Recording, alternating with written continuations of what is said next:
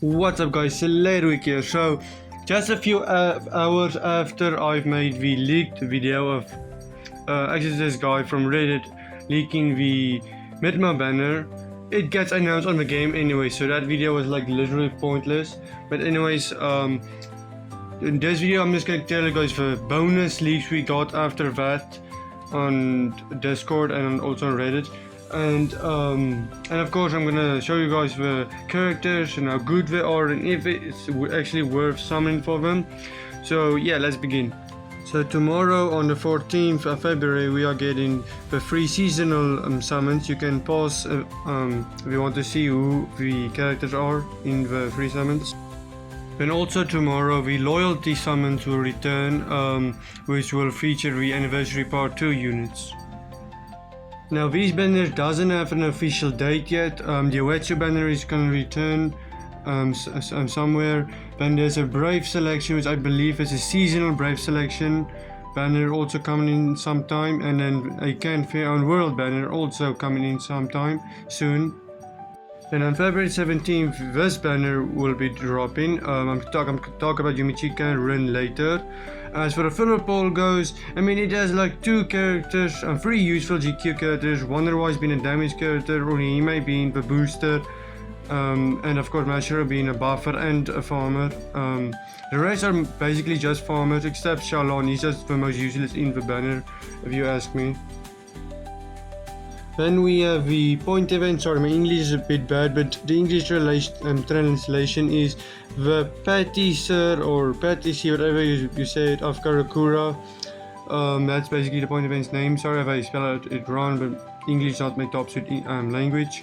Bonus free characters will be the previous 3 banner characters with the new banner characters, obviously.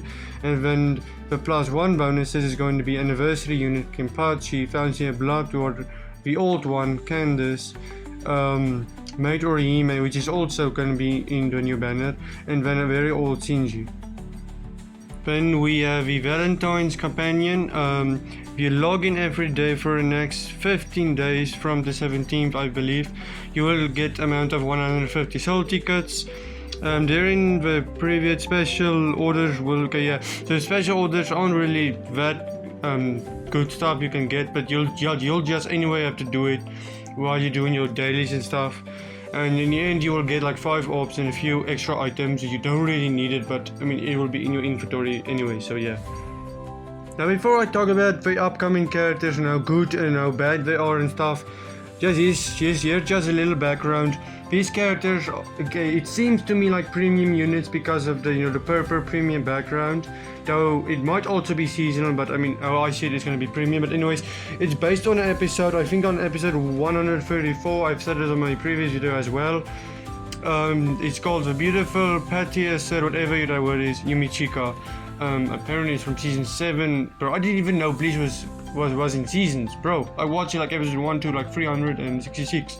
Anyways, it's 134. Watching it for seasons is like season 7 episode 3, but overall it's 134. Yeah, so that has a little background on it. I'm not gonna spoil anything. Okay, so let's start with Yumichika. 悪くないね。完成だ。 Okay, so it seems Yumichika is going to be melee. It's going to be a melee nat unit. All attacks going to inflict paralyze. Okay, we're going to see a soldier a bit later on the other thing. Okay, so it seems like it's going to be a flurry unit on GQ. Okay, it's going to have a team party skill. Okay, yada yada. We're going to see that a bit later.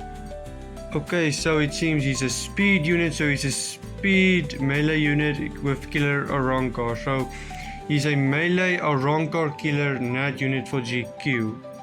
So I've actually wondered why the melee Ronko GQ is returning so fast. I'm gonna put later today, I'm gonna like make a GQ schedule on my community for you guys to see what the GQ schedule is if you guys are too lazy to find it in game. His soul trait is nat damage, is nat 35%. That's actually a common soul trait these days Scalelab is making for characters. In my opinion, it's a very awesome soul trait if you ask me. But I think Speed already has a soul trait like that. I think Masculine actually owns the current soul trait of that. But I mean, another one wouldn't be bad. Another one wouldn't be bad. Especially since this one is going to be premium, judging by the background. Okay, now for his actual unit skills, it's going to be Sprinter 1, okay, and that's kind of useless if you're using him as a net unit, a support unit. Long range is going to be extremely helpful. And then, okay, dodge or ronk, okay, he's going to have like a dodge or ronker damage. That's going to be like, I mean, it's going to be good, but when you don't have any skill issues, the nets aren't really going to take damage, but okay, it's a wasted skill, but for some not. Bruiser is 50%, so he's already starting with 50% bruiser, which is actually a good thing. He has a team, what is this? Team party speed up the character damage status element afflicted enemies to 30% more. Okay, so remember on the previous banner on Nanana, he also got rid of that same skill, but just for mind units. Now if I'm not mistaken, Astronaut is also a speed unit, I think, and he's also melee ronker, and if you're using this unit with him on a melee ronker guild quest, he's gonna get a big buff. So yeah, this is gonna be an awesome unit if you ask me. Damage to paralyze enemies is under 40%, so if he inflicts paralyze, remember, I think Astronaut as weaken plus, so you can just inflict weaken on top of the paralyze, so it won't really mess up their damage there. And he has damage to paralyzed enemies 40%, and he also has an increased chance against a ronker. So if he inflicts paralyze, he will do 40% more damage, and if Astronaut inflicts weaken on top of it, since he has element plus, then he will do another 50% more damage, and the enemies won't move because they are paralyzed. Though he doesn't have debilitator, so it will be paralyzed for a very, very short amount of time, but still it's good. He has pose, he has guard break, he has freeze duration, he has 50% more killer in guild quest, 30% more melee damage in guild quest, flurry 1 overall and flurry 2 in guild quest. This unit is going to be super helpful alongside Astronaut, since Astronaut inflicts weaken, and weaken and paralyze could actually be a good combo. And if you're using him alongside Swimsuit Bambi, it will still work, because not really, but kinda, since Bambi also inflicts paralyze, if I'm not mistaken. Wait, no, does he? I remember she's inflicting lacerate, though. It will kind of mess up, because he won't inflict lacerate if he inflicts paralyze, because he doesn't have element plus, so he might mess up Bambi's gameplay if you're using him alongside Bambi. Same with Gilgay, because Gilgay gives more damage when they're inflicted to drain, if I'm not mistaken. And if you're using him alongside Gilgay, it might mess up the damage, maybe not. I might be wrong, but he might still be good if you're using Grammy in the team to buff up Bambi and Gilgay. Just hope he doesn't inflict anything. Like, seriously. Okay, so let's go on to the next character, Rin, which, by the way, this is the first Rin in Bleach Brave Souls.